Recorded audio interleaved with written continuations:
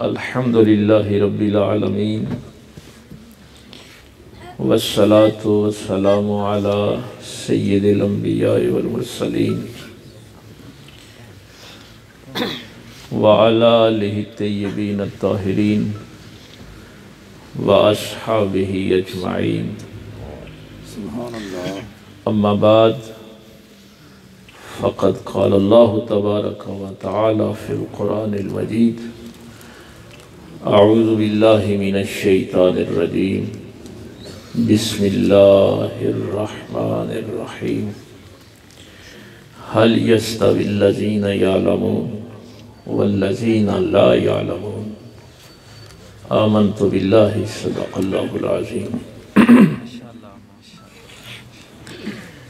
अल्लाह रब्बुल इज़्ज़त की हम्द व सना के बाद और पाक पैगम्बर सल्लल्लाहु अलैहि वालैहि वसल्लम के हदिया दुरूद व सलाम पेश करने के बाद निहायत वाजिबुल एहतराम हुज़ूर साहबज़ादा मोहम्मद हसीब साहब, साहबज़ादा मोहम्मद आफ्ताब साहब,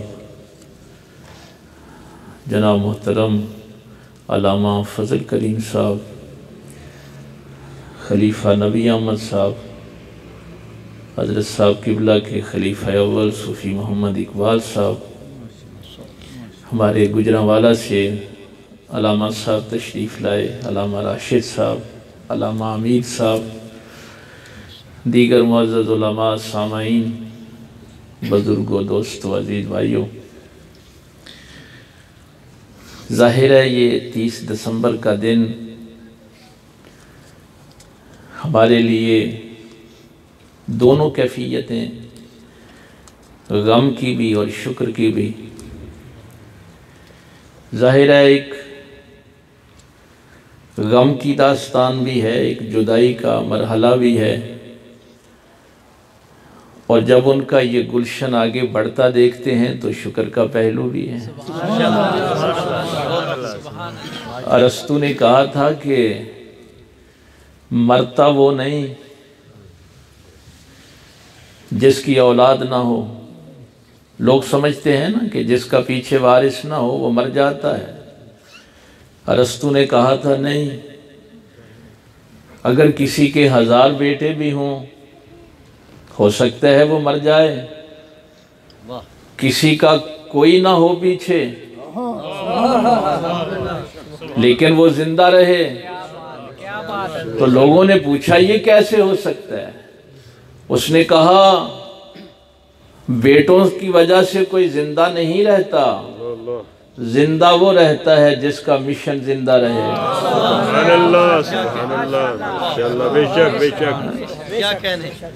तो जब इस मिशन को जिंदा देखते हैं तो वो शुक्र का पहलू होता है। बहरहाल भाई मोहम्मद इकबाल साहब ने, उनके बेटों ने, हमारी बहन ने, अहले खाना सारे ज़ाहिर है इसमें शरीक होते हैं। बेशक। बस पता नहीं ये मुझे इब्तिदा में बात कहनी चाहिए थी या आखिर में कहनी चाहिए थी। इब्लीस ने एक जुमला कहा था, वला उग़वियन्नहुम अजमाइन, कि मैं इन सब को राह रास्त से हटा दूंगा, गुमराह कर दूंगा, इल्ला इबादका मिनहुमुल मुखलसीन। मुसीबत फिर तर्जुमों की अलामा सब पड़ जाती है, क्या करें। तर्जुमे ये होते हैं जी, सिवाय उनके जो तेरे मुखलिस बंदे हैं, यही करते हैं ना। अब मुसीबत ये है कि यहाँ मुखलिस नहीं है, मुखलस है। ये इसमें मफूल है, मुखलस इसमें मफूल है। इब्लीस ने भी ये कहा था, बचेगा वो जिसे तू अपने लिए खालिस कर ले।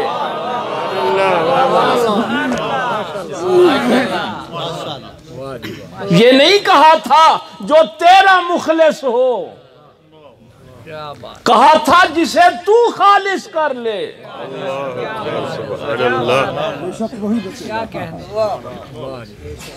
यही मुर्शद और मुर्शिद में फर्क है ना। मुर्शद इसमें मफूल है, मुर्शिद इसमें फाइल है।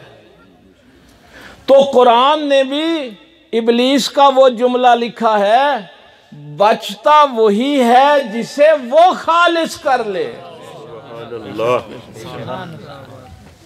मेरी तुम्हारी क्या जरूरत। अब अपनी किस्मत पे नाज करें कि आप सबको उसने खालिस कर लिया।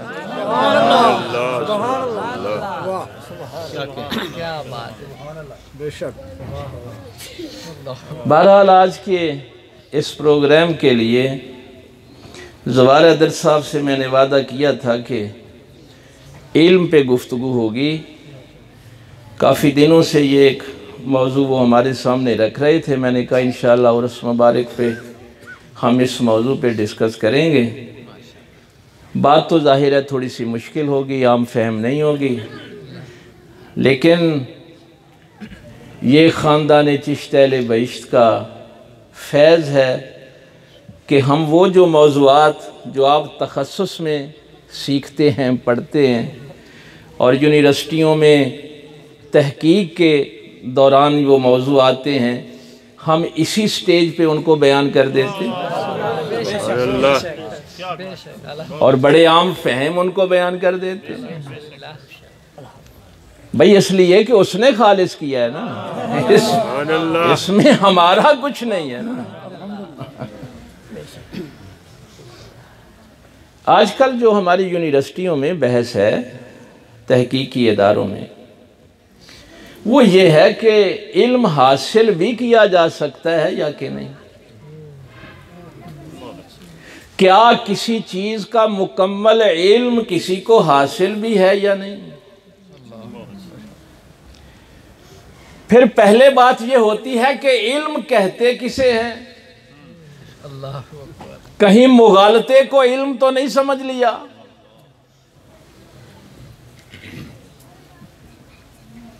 ये चंद सवालात हैं इस दौर के, चूँकि उस्ताद कराम बैठे हैं, उनका ये कहना था तो मैंने इस पेचीदा मौजू के लिए आज के दिन का इंतखाब किया। उसकी पता है वजह क्या है। इस दिन उनकी तवज्जो मुकम्मल हमारी तरफ होती है। माशाअल्लाह, इसलिए हमने इतने पेचीदा मौजू का इंतखाब किया। इल्म कब बनता है, यह है बुनियादी सवाल आज के दौर का। आपको बड़े बड़े दावे करने वाले मिलेंगे। आज चूंकि साइंस और टेक्नोलॉजी का दौर है, साइंस ने वैसे एक काम आसान कर दिया। साइंस ने ये हमें बताया कि हर जर्रे के पीछे इल्म है, हर कतरे के पीछे इल्म है, हर पत्ते के पीछे इल्म है। कोई पत्ता बगैर सबब के हिलता भी नहीं। पता नहीं मैं पहुंचा पाया या नहीं पहुंचा।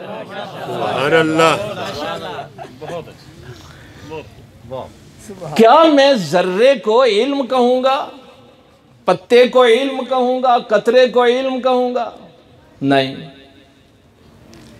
इल्म की डेफिनेशन ये है कि इल्म वो होता है जो ज़र्फ़े जिंदगी में हो। इल्म किसे कहते हैं? जो ज़र्फ़े जिंदगी में हो। इसलिए कि अल्लाह आलिम है। वो आलिम क्यों है? इसलिए कि वो अल हई है। जो ज़र्फ़े जिंदगी में ना हो वो इल्म नहीं होता।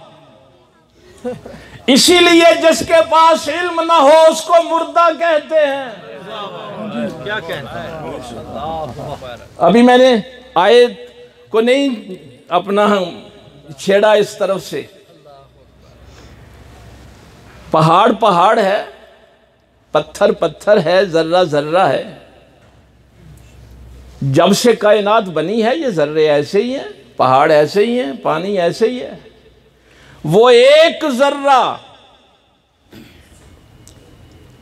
जब खुर्दबीन के नीचे, माइक्रोस्कोप के नीचे आता है, अब उस जर्रे का वजूद जब किसी जिंदा जिहन में मुंतकिल होता है तो उसे इल्म कहते हैं। सुभान अल्लाह। जब तक वो जिंदा में नहीं आया था, वो पत्थर था, जिंदा जिहन में आया तो इल्म बन गया। क्या बात है, माशाअल्लाह माशाअल्लाह। इल्म के लिए ज़र्फ़े जिंदगी का होना जरूरी है, वरना इल्म नहीं होता।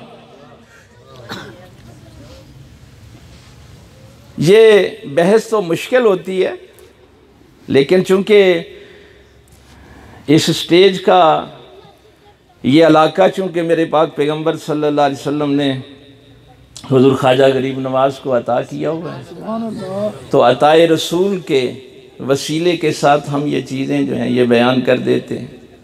माशाअल्लाह माशाअल्लाह। अब देखा, पत्ता पत्ता है, इल्म नहीं है। कतरा कतरा है, इल्म नहीं है। जर्रा जर्रा है, इल्म नहीं है। जब किसी जिंदा वजूद में आएगा तो इल्म बन जाएगा। तो एक बात तो ये तय हुई कि इल्म के लिए जिंदगी का होना जरूरी है। इससे अगला मरहला है एतबार इल्म।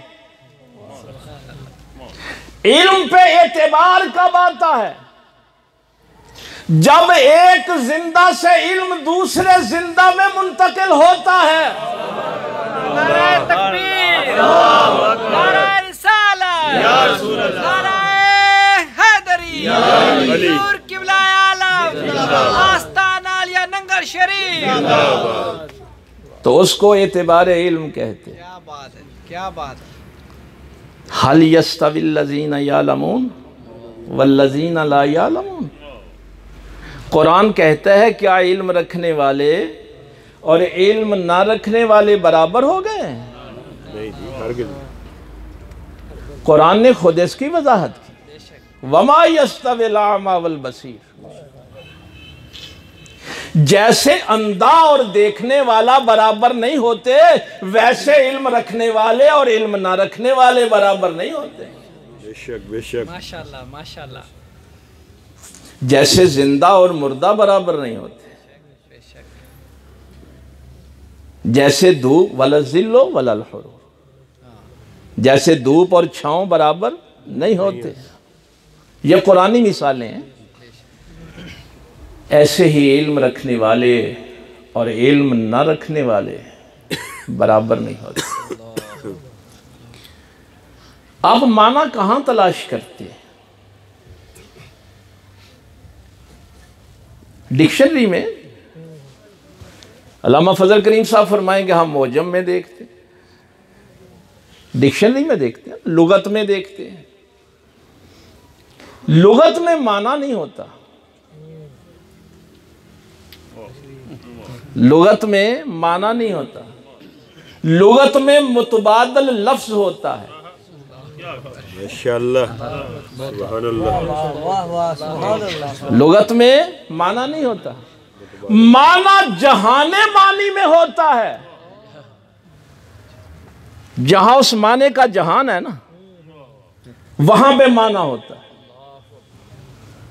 आपने पानी, इंग्लिश की डिक्शनरी देखी, उन्होंने वाटर कह दिया, मुतबादा लफ्ज आ गया ना। फारसी की देखी तो आब आ गया, अरबी की देखी तो मा आ गया। इसमें माना कहाँ है? माशाअल्लाह माशाअल्लाह। भाई मुतबादल अल्फाज है ना। क्यों भला? इसलिए कि डिक्शनरी जिंदा नहीं है। इल्म के लिए जिंदा होना जरूरी है। माशाअल्लाह माशाअल्लाह, क्या बात है। पानी का माना पानी के अंदर है, जहां पानी का वजूद है। जिस जगह पे पानी मौजूद है ना, उसके अंदर उसका माना मौजूद है। अगर वो माना डिक्शनरी में आ जाए तो डिक्शनरी बाकी नहीं रह सकती, लुगत बाकी नहीं रह सकती।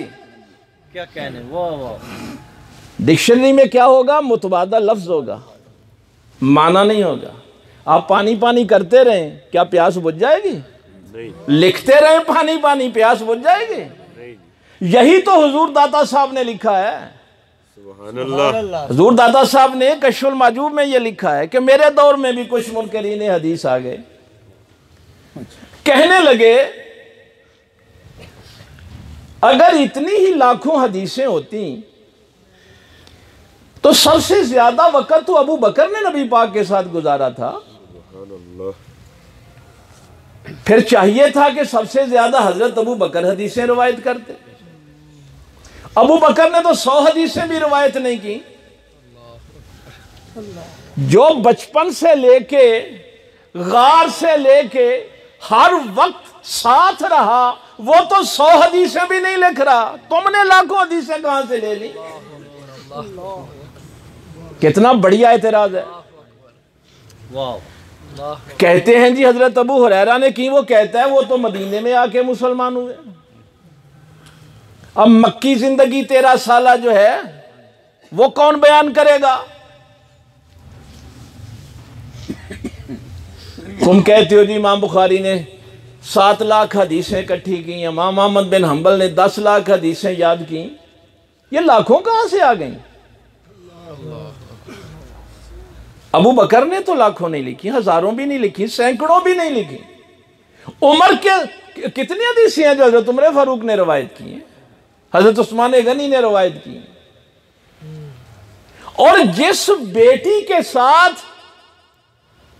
जुज़्व का ताल्लुक था, शायद ये किसी मौके पे मैंने आपको कहा था ना कि जुज़्व कुल से जुदा हो जाए तो कुल को नाकिस कर देता है। जिस फातिमा को पैगंबर ने सारी जिंदगी अपना जुज़्व रखा, बुखारी में सिर्फ 5 हदीसें उनसे रवायत हैं, सिर्फ 5 हदीसें। अल्लामा राशिद साहब, मौला अली से कितनी हदीसें रवायत हैं? देखिए कितना बड़ा सवाल है।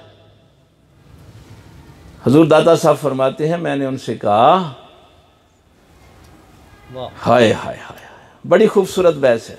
अब फरमाते हैं कि बर्तन में, गिलास में, प्याले में पानी होता है ना, जो बात मैं असल में मिसाल आपके सामने रखना चाहता था, तो वो कहते हैं कि बर्तन जो होता है ना, ये अल्फाज होते हैं, उसका जो माना है ना वो तो पानी है ना, वो उसके अंदर है। प्यास प्याले से नहीं बुझती, माने से बुझती है। माशाल्लाह माशाल्लाह। भाई जिसके पास माना नहीं है ना, उसकी प्यास आप पानी पानी सारी रात भी करते रहे, प्यास नहीं बुझेगी। प्याले गिलास लेके फिरते रहे। बहरहाल वो बहस तो लंबी है, जुमला बस सुनिए हुजूर दाता साहब का। सरकार फरमाते हैं, मैंने उससे कहा अबू बकर लफ्जों के पीछे इसलिए नहीं गया कि उसको माने नसीब हो गए थे। नाराए तकबीर, नाराए रिसालत, नाराए हैदरी, अल्लाह मोहम्मद 4 यार हाजी ख्वाजा कुतुब फरीद, हक फरीद या फरीद, हक फरीद या फरीद। माशाल्लाह। अब पता चला डिक्शनरी में मुतबादल अल्फाज हैं, माना जहाने मानी में है। जहां वो जहान है वहीं पे उसका माना है। अब यहां पता नहीं, मैं वैसे तो तरतीब के साथ आपको लेके जा रहा हूं। जो लोग किताब हासिल करते हैं और साहबे किताब को छोड़ देते हैं, वो बड़े बदबख्त होते हैं। महरूमी किस्मत देखिए। ये ज़वार हैदर साहब का सवाल था। किताब और साहिब किताब, कुरान और साहिब कुरान। सुभान अल्लाह। किताब में इल्म नहीं होता, यह जुमला मैंने उस दिन इनसे कहा था। किताब में इल्म नहीं होता, किताब में कुछ अलामात होती हैं, उन अलामतों का इल्म किसी सीने में होता है।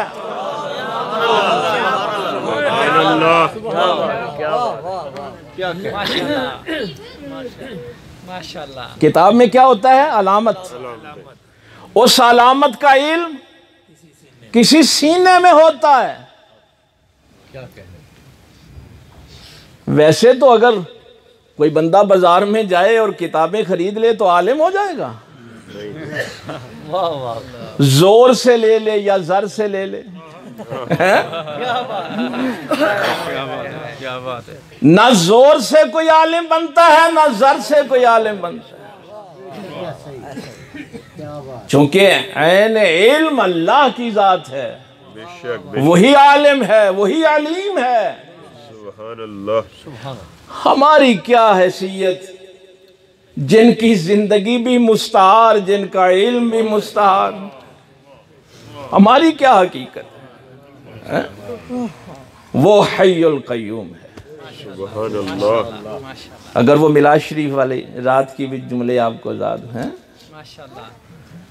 हज के लिए दो सिफात का होना ज़रूरी है, इल्म और तसर्रुफ। अगर ये दो सिफतें ना हों तो हज नहीं होता।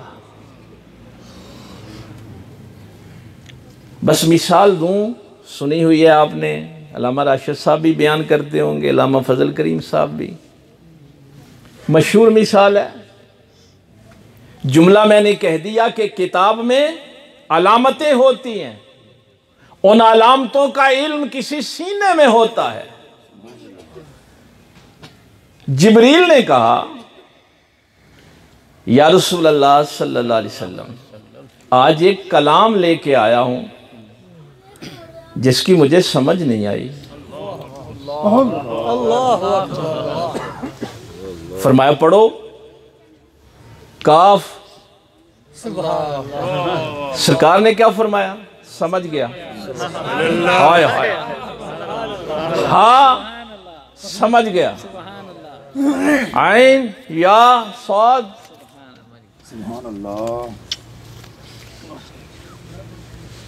शायद आप वहां तक पहुंचे नहीं हैं। अलामत जिब्रील के पास है, इल्म मोहम्मद के सीने में है। नाराए तकबीर, नाराए रिसालत, नाराए हैदरी, हुजूर क़िबला आलम अल्लाह मोहम्मद चार यार हाजी ख्वाजा कुतुब फरीद। हक फरीद या फरीद, हक फरीद या फरीद, हक फरीद या फरीद हक। ये नहीं फरमाया कि कुरान तू लेके आया है, तुझे माने का पता हो। क्या बात है हुजूर, क्या बात है, क्या बात है। जिब्रील आलिम नहीं है, फरमाया तू तो डाकिया है।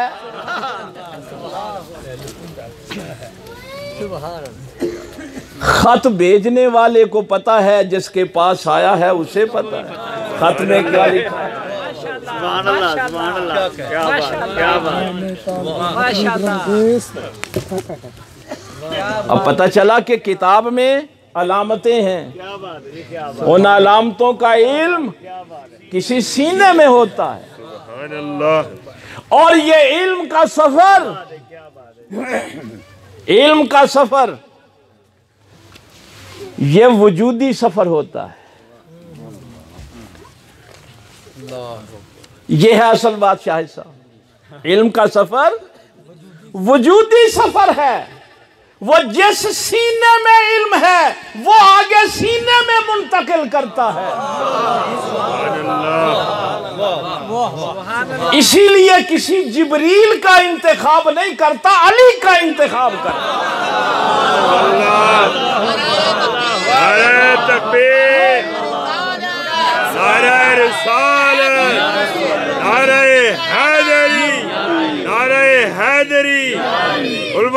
अहले सुन्नत। सुभान अल्लाह। क्या बात है, क्या बात है, क्या बात है। अब देखिए ये वजूदी सफर, ये साहबजादा साहब लाहौर से आए हैं, आप ये गुजरांवाला से दोस्त आए हैं, पसरूर से, नारोवाल से। ये इल्म का वजूदी सफर है, ये किताबी सफर नहीं है। पता नहीं ये आपके यहाँ ये बातें पढ़ाई जाती हैं या नहीं जी। माशाअल्लाह। ये 4 फेजेज हैं, ये जो वजूदी फेजेज हैं ना, ये 4 हैं। पहला फेज है कतबी वजूद, वजूद कतबी। माशाअल्लाह।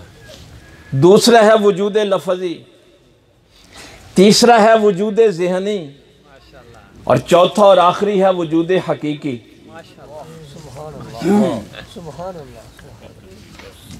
आप यहाँ तिलावत सुन रहे थे, मैं भी नीचे सुन रहा था। ये वजूद लफजी है। ये जो आप कुरान उठा के पढ़ते हैं, ये वजूद कतबी है। किसी के जहन में, सीने में है तो वो वजूद ज़हनी है। इस कुरान का वजूद हकीकी वजूद मोहम्मद है।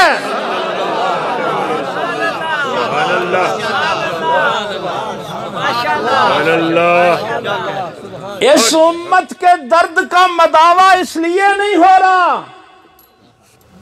कि वजूद कतबी भी मौजूद है, वजूद लफ्जी भी, वजूद ज़हनी भी, वजूद हकीकी से ताल्लुक तोड़ दिया उम्मत ने। और माना कहाँ था? माना तो वजूद हकीकी में था।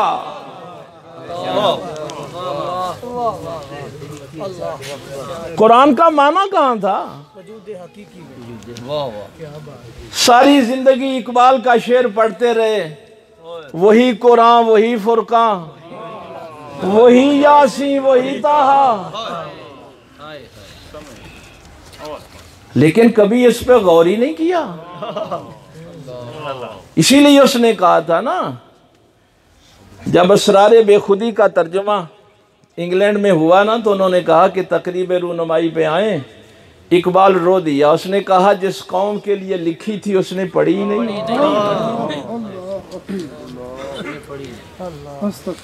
एक दफ़ा इधर लाहौर में यौम इकबाल पे प्रोग्राम हुआ, फ्रांस से, जर्मनी से बड़े अच्छे लेक्चर हुए।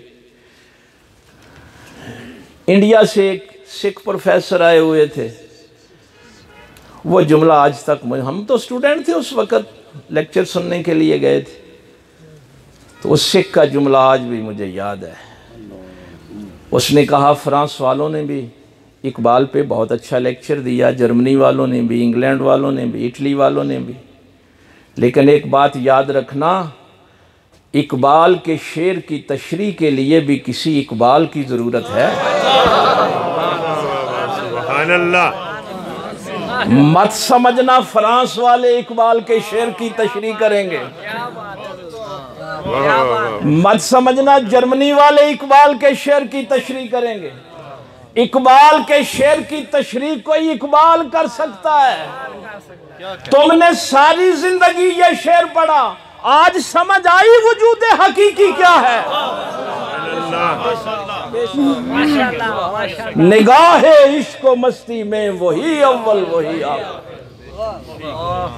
वही कुरान, वही फुरकान, वही यासीन, वही। क्यों? ये वसीले हैं, ये हमारे तालिब इल्मों के लिए ज़रूरी है, ये तर्जुमे ज़रूरी हैं, लेकिन ये माने नहीं हैं,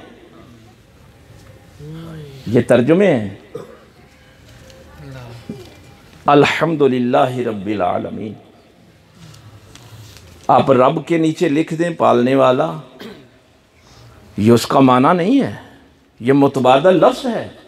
हकीकत माना लफ्ज़ रब के अंदर है, इसीलिए वो रब कहता है कि तर्जुमे नहीं पढ़ने, नमाज में मेरा कुरान का मतन पढ़ना है।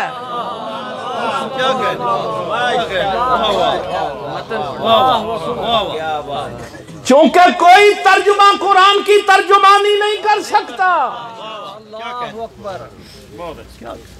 माने जहाने मानी में होते हैं, तर्जुमे में नहीं होते।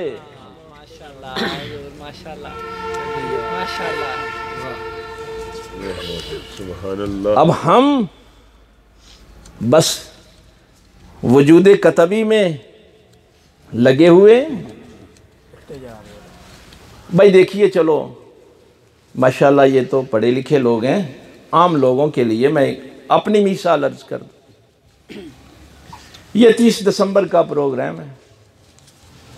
भाई इकबाल साहब ने ये फ्लैक्स छपवा दी। ये क्या है?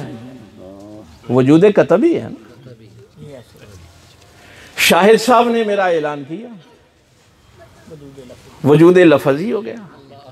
भाई जब आपने फ्लैक्स पढ़ी तो जहन में भी कोई वजूद आ गया होगा। अब फ्लैक्स भी मौजूद हो, शाहिद साहब ऐलान भी कर रहे हो, आपके जहन में भी मौजूद हो। अगर यहां फ्लैक्स रख दी जाए मेरी जगह,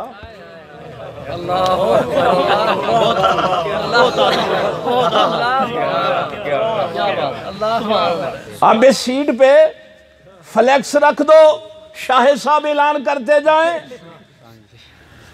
कुछ हासिल हो जाएगा। ये तीनों चीजें बेमानी हैं अगर वजूद हकीकी मौजूद ना हो।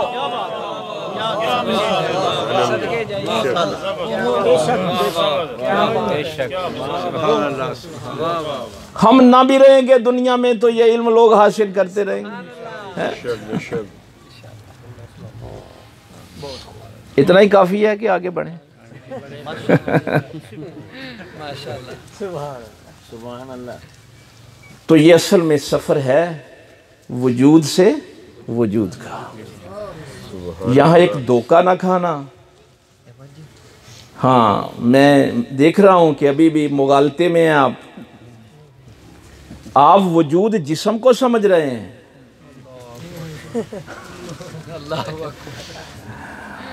भाई अभी भी आप मैंने इब्तदा में कहा था मुगालते को इल्म नहीं कहते, वजूद जिस्म को नहीं कहते। अब ये नई चीज शुरू हो जाएगी, अशिया योरफ़ु बिअज़दाद। भाई हर चीज अपनी जिद से पहचानी जाती है ना। तो अल्लामा राशिद साहब को पता है इस बात का कि वजूद का मुतज़ाद क्या है? अदम। तो अदम का क्या माना है? ना होना। अब वजूद का माना क्या हो गया? होना। जिस्म तो नहीं है ना भाई, वजूद का माना जिस्म नहीं है, वजूद का माना है होना, और होता सिर्फ जिंदा है। नाराए तकबीर, नाराए रिसालत, नाराए हैदरी, आस्ताना आलिया नंगा शरीफ, ज़हूर किबला आलम। ये सफर है वजूद से वजूद का। लोग अभी इसी कश्मकश में थे। अर्रहमान अल्लमल कुरान खलकल इंसान अल्लमहुल बयान। रहमान कौन है? जिसने कुरान सिखाया। खलकल इंसान, इंसान को पैदा किया। अल्लमहुल बयान, उस इंसान को बोलना सिखाया। बड़ी अजीब बात है, इंसान बाद में बनाया, उसको बोलना बाद में सिखाया, और किसी को कुरान पहले ही सिखा दिया। अब इस बात की समझ आई जब जिब्रील ने कहा था मुझे नहीं समझ आई, और तू तो उस वक्त था ही नहीं जब मैंने कुरान सीख लिया था।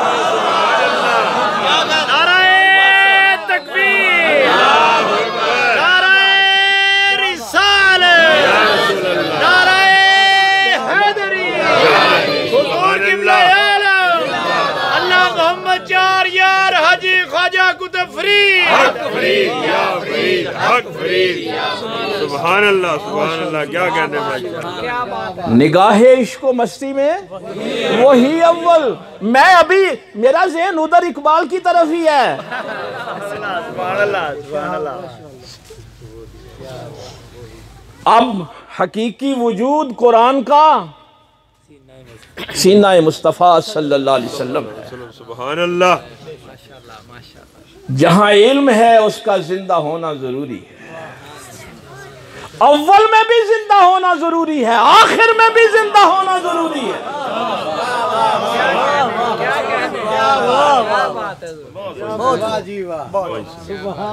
इसलिए कि इल्म सिर्फ ज़ुरूफ जिंदा में रह सकता है। अब वो तो उनकी मेहरबानी है, किसी को मुखलस कर लें, अपने लिए खालिस कर लें, सुभान अल्लाह। अली को अता कर दें, अल्लाह अकबर। हसन को अता कर दें, हुसैन को अता कर दें, सुभान अल्लाह, फातिमा को अता कर दें। सुभान अल्लाह। इनको वो जुदा भी नहीं होने देते। हाँ, इनको जुदा नहीं होने देते, इसलिए कि अगर ये जुदा हो जाएं तो असल कुल जो है वो नाकिस हो जाता है। ये साथ साथ रहते हैं। अब उनकी मर्जी है, वो मोइनुद्दीन चिश्ती को खालिज कर लें, वो अलाउद्दीन अली अहमद साबिर को खालिज कर लें, वो सूफी मोहम्मद यूसुफ को खालिज कर लें। तो जहां इल्म रहता है वहां जिंदगी रहती है। जिन्होंने तर्जमे पे पाबंदी लगाई थी, इजाजत नहीं थी पहले, शाह वलीउल्लाह मुद्दस देलवी ने जब लिखा तो कुफर के फतवे लगे थे। क्यों? वो हमारे असलाफ कहते थे कुरान का तर्जुमा नहीं हो सकता। और अगर इकबाल के शेर का नहीं हो सकता तो खाले के कलाम का कोई क्या तर्जुमा। सुभान अल्लाह। क्या को खाले के कलाम का तर्जुमा करेगा? वो कहते थे कि कुरान का कोई लफ्ज तब्दील करके लिखा जा सकता है? नहीं जी, हरगिज़। अब रब्बुल आलमीन के जगह खालिकुल आलमीन लिख दे, उसी की सिफ्त है। जब कुरान का लफ्ज तब्दील नहीं हो सकता, जेर जबर तब्दील नहीं हो सकती, नुक्ता ऊपर नीचे नहीं हो सकता, वो लोग बड़ी एहतियात करते थे। जब कुरान की कोई चीज आगे पीछे नहीं हो सकती, खालिक के नाम से भी आगे पीछे नहीं हो सकती, तो उसके माने में कोई तब्दीली कैसे कर सकता है? उसके तर्जुमे में कोई तब्दीली कैसे कर सकता है? उसकी तर्जुमानी में कोई तब्दीली कैसे कर सकता है? जिसको वो खलीफा बनाए, इन्नी जाइलुन फिल अर्द खलीफा, जो उसकी जगह पे बैठने की कोशिश करे वही इब्लीस है। इसलिए कि जिसे वो हुज्जत बनाए उसको कोई दूसरा बदल नहीं सकता।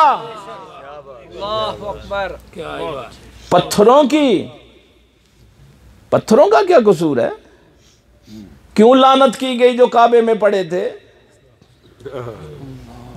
वो जो बुत पत्थर के पड़े हुए थे उन पे लानत क्यों की? हाँ, इसलिए की थी कि ये इनकी जगह नहीं है जहां आके ये बैठ गए। ये इनकी जगह नहीं है, इब्लीस की ये जगह नहीं है जहां वो बैठ गया है। अल्लाह अकबर, अल्लाह अकबर, अल्लाह। ओ भाई, मिर्जा कादियानी को अभी तक क्यों लानती कहते हो? तू उस मुकाम पे बैठ गया जो तेरा मुकाम नहीं है। नारा तकबीर, नारा रिसालत, नारा हैदरी, आस्ताना आलिया नंगल शरीफ, हुजूर सज्जादा नशीन, हुजूर किबला आलम। माशाअल्लाह, तो इल्म जो है वो सिर्फ जिंदा ज़र्फ में मौजूद होता है। क्या सुभान अल्लाह। क्या बात है। इसलिए ये तालब इल्माना ज़रूरतें पूरी करते रहें। ये कतबी कुरान भी पढ़ते रहें, लफ्ज़ी भी पढ़ते रहें, सीनों में भी हिफ्ज़ भी करते रहें। लेकिन याद रखना, उसी इकबाल ने कहा था, कर बऊ न रसीदी तमाम बू लहाबीस। अगर तू वजूद हकीकी तक ना पहुंच सका तो तेरा कुरान पढ़ना भी अबू जाल वाला काम है।